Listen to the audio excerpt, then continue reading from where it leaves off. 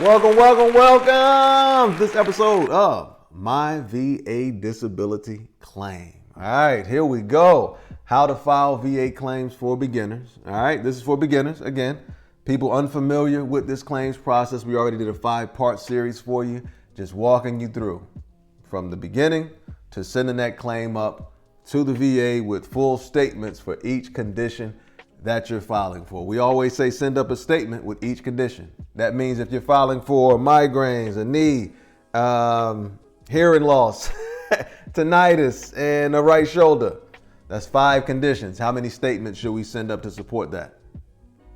5 statements. There we go. 5 statements, 5 conditions, 5 statements. So throughout the series, this is all we did. In part 1, we told you those 2 things, those 2 critical things to do before you file your claim, right? And then in part 2, we showed you how to prove that first element. There's 3 elements of service connection.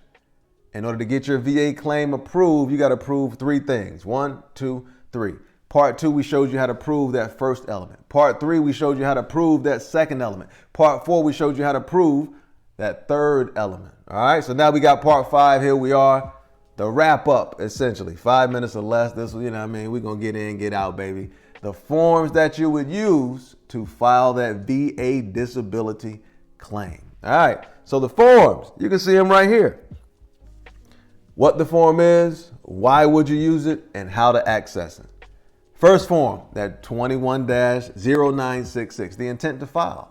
Why would you use an intent to file if you're doing a VA disability claim? Why would you use that? To give yourself 12 months to gather and organize your evidence. That's why you would use it. Give yourself time. That way you put the claim together, you put it together right, get it approved, and your effective date still goes back to when you did that intent to file. That's why you would use that form. Next form, the 526. Why would I use the 526? Because that's the official form that you would use to file a disability claim with the Department of Veterans Affairs, right?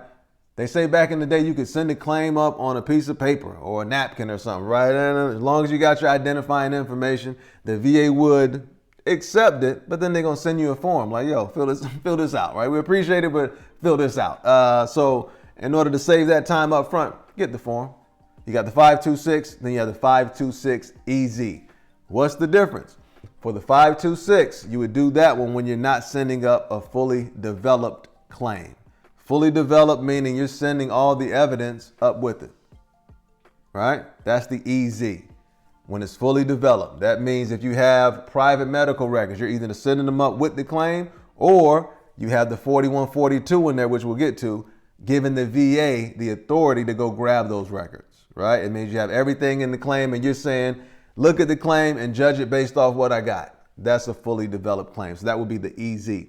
Next up, we got the VA Form 21-4138, Statement in Support of Claim. Why would you use this one?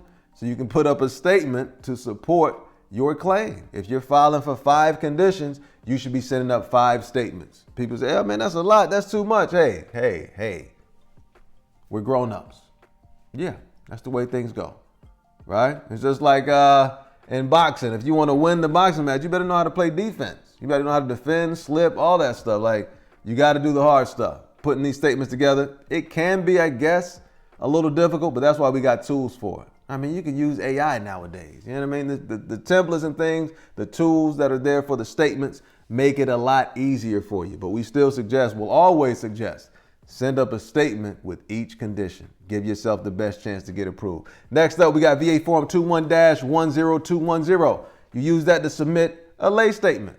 Right? If you got somebody around you that's going to write a statement for you saying, hey, I witnessed the veteran experience these symptoms, this is the form you would use. Put it on this form. That way the VA has their contact information, right? And the VA has your information and everything can kind of streamline smoothly. Next form, that VA Form 21-4142.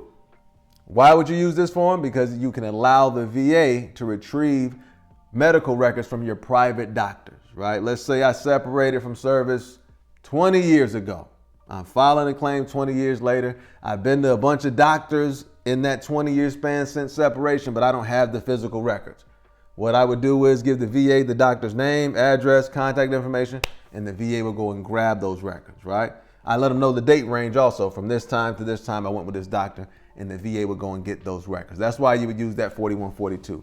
Next up, VA Form 2010206. You would use this form to request all of your file, right? Your claims file, the entire thing, your D, what do you call it? DQ? DB? Shit. DBQs. Disability benefits questionnaire. Oh man, yeah, my brain kind of All right, but that's the form you would use to request your files, your military personnel records, your service treatment record. Check that form out, yo. It's serious. And then you got VA Form 21-22. You would use this to appoint a veteran services organization as your representative, right? So if you're going through Department of Veteran Services, like here in Virginia, you sign that 2122, giving them access. That way, next time you go into the office, they can look at your file that the VA has, right? Like everything that's in there from the VA standpoint, and they can just let you know what's going on, all right? But that's it. Those are the forms, right? That's why you would use them, and you access them all through Google. You can just put in Google, put the form name, and it pops up for you. A PDF version will come up for you. You download that, fill it out, put it all together with the claim, send that thing up to the VA, right? Another reminder of what you have to prove as you file your claim. Keeping this thing simple. We had the visual aid for you. Take a snapshot of that just to remind yourself, right? The forms that I'm going to need to use as I file this claim. Take a snapshot of this just to remind yourself, what do I have to prove if I want to get this claim approved? Come on, baby, that's it. Learn the information, huh? Use the information, huh? If you deem it to be valuable, don't be selfish. If this information can help someone else that you know, share the information. Come on now. Shoulders rotating, I'm just getting in there.